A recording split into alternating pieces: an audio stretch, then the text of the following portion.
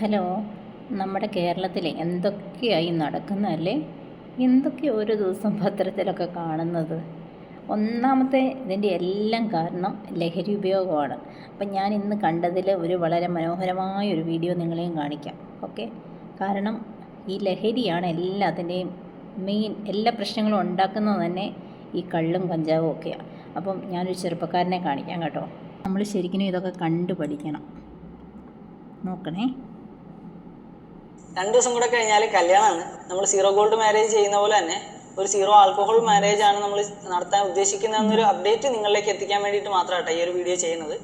അതായത് നമ്മുടെ സമൂഹത്തിൽ നോർമൽ ആണ് ഇതുപോലൊരു ഫംഗ്ഷൻ വരുമ്പോൾ മദ്യവും കാര്യങ്ങളൊക്കെ ഈ ഒരു എൻജോയ്മെന്റിന്റെ ഭാഗമാക്കുന്നത്. അതിനെ ഞാൻ കുറ്റമൊന്നും പറയുന്നില്ല. നമുക്ക് അതിനോട് താല്പര്യം ഇല്ലാത്തതുകൊണ്ടും നമുക്ക് അതിനോട് ഒരു എതിർപ്പുള്ളതുകൊണ്ടും മാനസികമായിട്ട് നമുക്ക് പേഴ്സണലി ഒരു എതിർപ്പുള്ളതുകൊണ്ടും നമ്മൾ അങ്ങനെ ഒരു സംഭവത്തിനെ പ്രോത്സാഹിപ്പിക്കുന്നില്ല. ആർക്കെങ്കിലും ഈ ഒരു വീഡിയോ കണ്ടിട്ട് നാളെ ഇങ്ങനെ ഒരു സീറോ ഗോൾഡ് മാരേജോ അല്ലെങ്കിൽ ഒരു സീറോ ആൽക്കഹോൾ ഫംഗ്ഷനോ ഒക്കെ നടത്താൻ താല്പര്യമുണ്ട്, ഇൻസ്പിറേഷൻ കിട്ടുവാണെങ്കിൽ അത്രയും നല്ല കാര്യം എന്ന് വിചാരിച്ച് മാത്രമാണ് വീഡിയോ ഇടുന്നത്.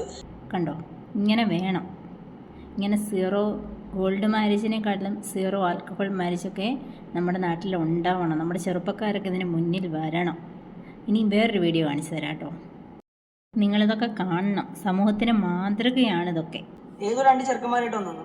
ഈ 2 ചെറുക്കന്മാര് എൻ്റെ അനിയത്തിയുടെ കൂടെ വരെ ഇരുന്ന്, അതായത് എൻ്റെ അനിയത്തിയും ഞാനും ഇവളും എൻ്റെ അമ്മയും ഒക്കെ കൂടി ഇരുന്ന് അതിൻ്റെ അകത്ത്, അതായത് എൻ്റെ കൂട്ടുകാരന്മാരുടെ ഫാമിലിയിൽ ആരെങ്കിലും ഒക്കെ ഉണ്ട് എന്ന് വെച്ചാൽ എൻ്റെ കൂട്ടുകാരനും അവൻ്റെ വൈഫും വേറെ കുറച്ച് കൂട്ടുകാരന്മാര്, അതുപോലെ ഞാൻ, ഇവള്, അമ്മ, ചിഞ്ചു എല്ലാരും കൂടി ഇരുന്ന് മദ്യം വരെ കുടിച്ചിട്ടുണ്ട്. അടുക്കളയിൽ നിന്ന് ചിഞ്ചു ഉൾപ്പെടെ ഫുഡ് ഓസ്കാർ മേടിച്ച ലാഘവത്തിലാണ് പറയുന്നത്. എൻ്റെ അനിയത്തിയും 2 ചെറുക്കന്മാരും ഞാനും അമ്മയും എല്ലാം കൂടി ഇരുന്ന് മദ്യം അടിച്ചിട്ടുണ്ട്. അപ്പം നമുക്ക് സീറോ ആൽക്കഹോൾ മാരേജ് മാത്രമേ പ്രശ്നമുള്ളൂ.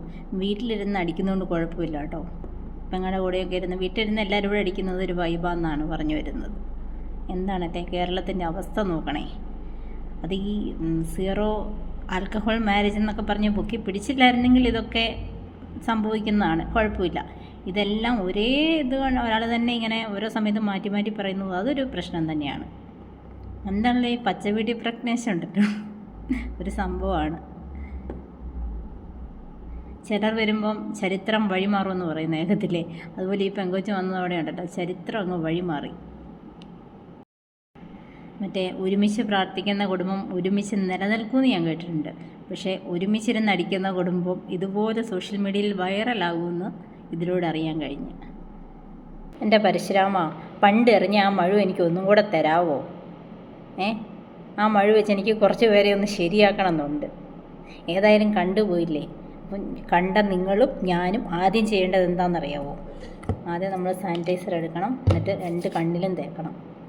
അപ്പോൾ നിങ്ങളും തേച്ചു, അതാണ് നമുക്ക് നല്ലത്. അപ്പോൾ നമുക്ക് സീറോ ആൽക്കഹോൾ മാരേജ് അത് മാത്രമേ ഉള്ളൂ ഇഷ്യൂ. മാരേജിന് ആൽക്കഹോൾ യൂസ് ചെയ്യരുത്. പിന്നെ നമുക്ക് അറിയത്തില്ലാത്ത ചെറുക്കന്മാർ, അതായത് നമ്മുടെ കൂട്ടുകാരന്മാരെയൊക്കെ വിളിച്ച് പെങ്ങളെയൊക്കെ കൂട്ടിയിരുത്ത് അമ്മയൊക്കെ കൂട്ടിയിരുത്തി മദ്യമൊക്കെ അടിക്കുക, അതിന് പ്രശ്നമില്ല കേട്ടോ. നമ്മൾ മദ്യം അവിടെ വിളമ്പരുത്, എവിടെ കല്യാണത്തിന് വിളമ്പരുത്. വീട്ടിലടിക്കുന്നതുകൊണ്ട് ഒരു കുഴപ്പമില്ല. അപ്പോൾ എല്ലാവരും സാനിറ്റൈസർ കണ്ണിലൊക്കെ ചെയ്തെന്ന് വിചാരിക്കുന്നു. ശുഭം.